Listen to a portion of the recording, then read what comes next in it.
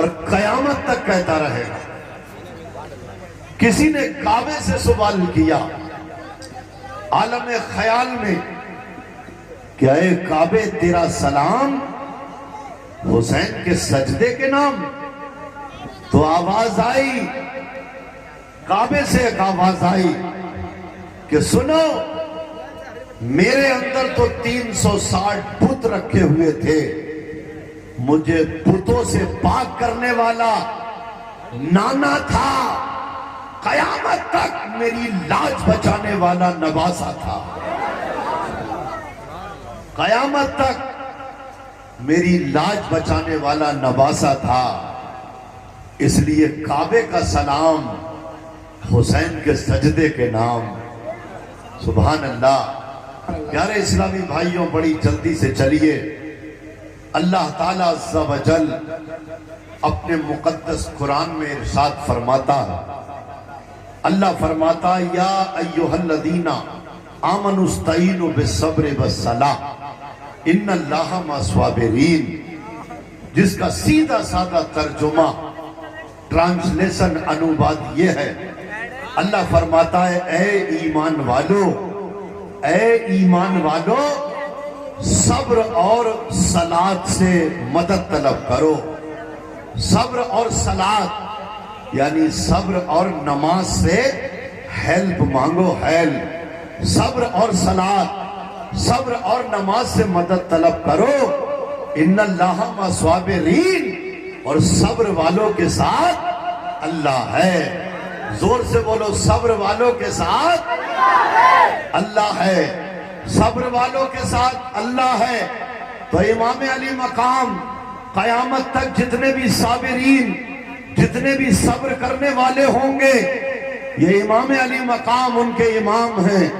اللہ کی قسم دیکھو، یہ صبر کہتے کسے ہیں؟ صبر کی ڈیفینیشن کیا ہے؟ صبر کی پریبھاشا کیا ہے؟ صبر کا ارتھ کیا ہے؟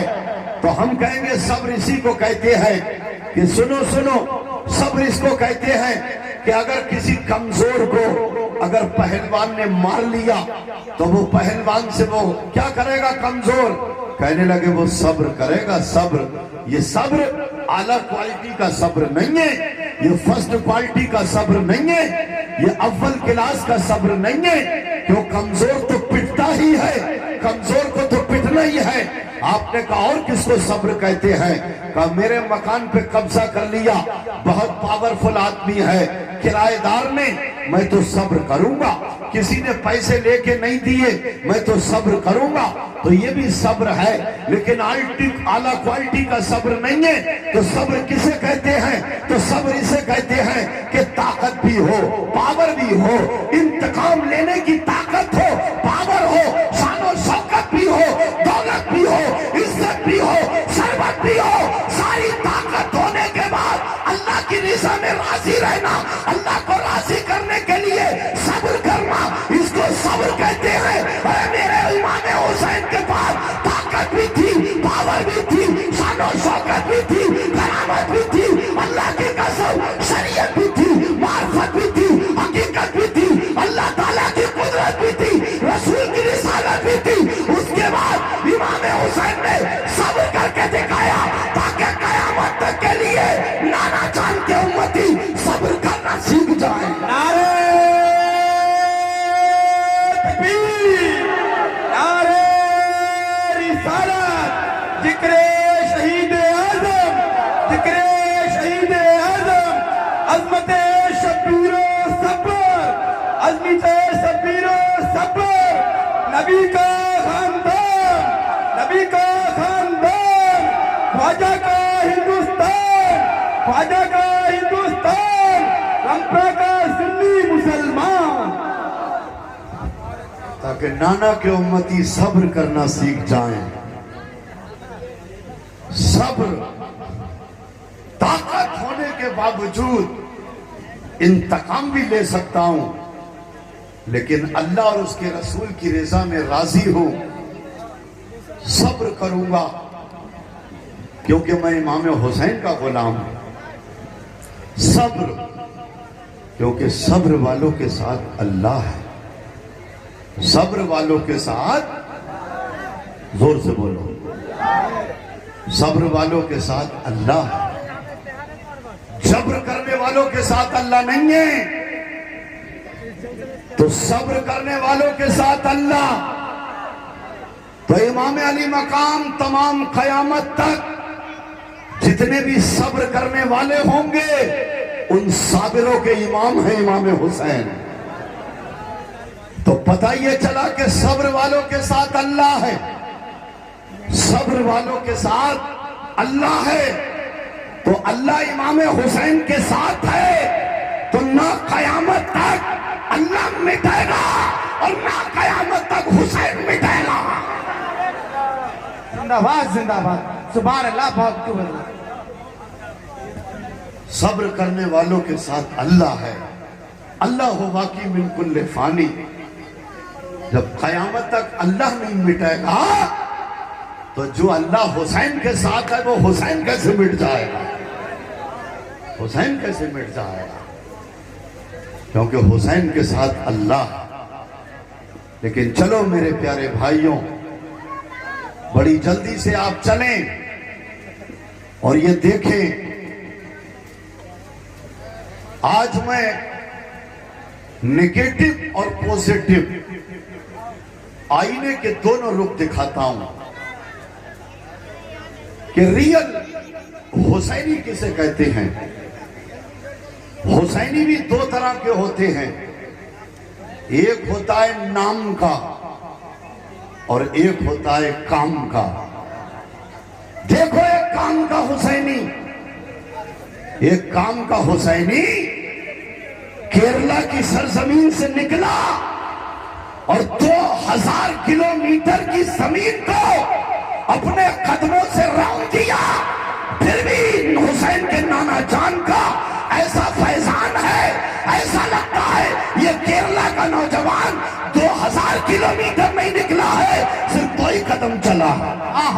سبحان اللہ سبحان اللہ، زندہ باد زندہ باد۔ یہ آپ دیکھ رہے ہیں لوگ 10-20 قدم میں ہتھیار ڈال دیتے، سرنڈر ہو جاتی، مگر دیکھو یہ چل دیا حسینی غلام، امام حسین کا سچا عاشق چل دیا، اور فیضان کربلا ہے، فیضان شہید اعظم۔ پیارے بھائی، اسی طرح سے پہلے کارواں اور قافلوں کی شکل میں لوگ مکہ اور مدینے کی زیارت کے لیے جاتے تھے۔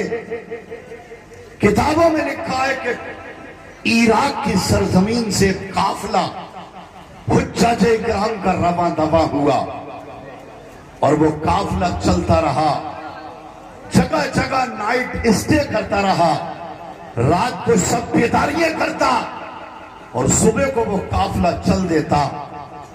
قافلے والوں کے ساتھ گھوڑے وغیرہ تھے، وہ اپنا سامان گھوڑوں پہ رکھ لیتے، جیسے ہی رات آتی اپنے خیمے نصب کرتے، اپنے ٹینٹ لگاتے اور پھر صبح کو چل دیتے۔ لیکن انہی میں ایک ایسا عاشق رسول بھی تھا جو لیمیٹیڈ بات کرتا تھا، ضرورت کے مطابق، ہماری اور آپ کی طرح گھنٹوں گھنٹوں بکواس نہیں کرتا تھا۔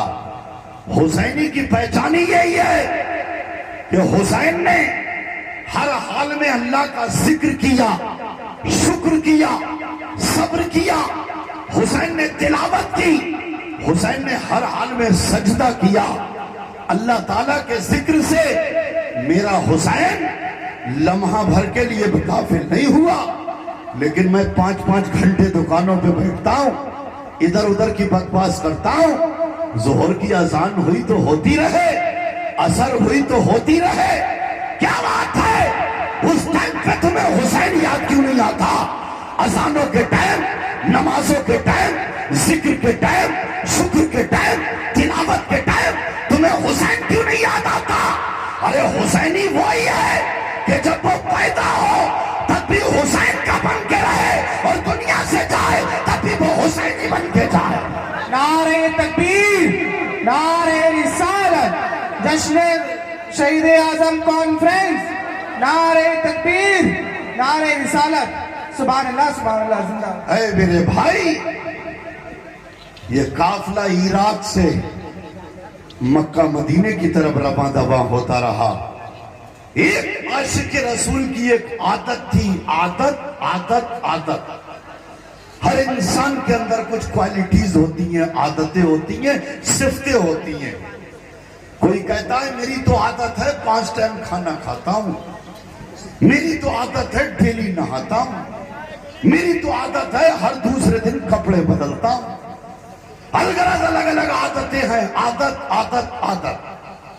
کسی کی عادت ہے ہر وقت جھوٹ بولنے کی، کسی کی عادت ہے گالی بکنے کی، کسی کی عادت ہے ماں باپ کو ستانے کی، کسی کی عادت ہے گانے باجے سن کے اس سے اپنے دل کو بہلانے کی، کسی کی عادت ہے عادت، کسی کی عادت تیری میری بہن بیٹی تکنے کی، کسی کی عادت گانا باجے سننے کی، کسی کی عادت رات کو 12 بجے تک موبائل پہ گندے مناظر دیکھنے کی۔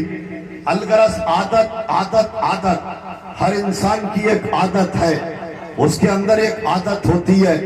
لیکن یہ یاد رکھو، آج امام علی مقام شہید اعظم کانفرنس سے آج یہ پیغام لے کے جاؤ، اعلیٰ حضرت کے غلاموں، یہ پیغام لے کے جاؤ کہ واقعی عادت، اب یہ مجھے اپنی چیک کرنا ہے کہ میرے اندر کون سی عادت ہے۔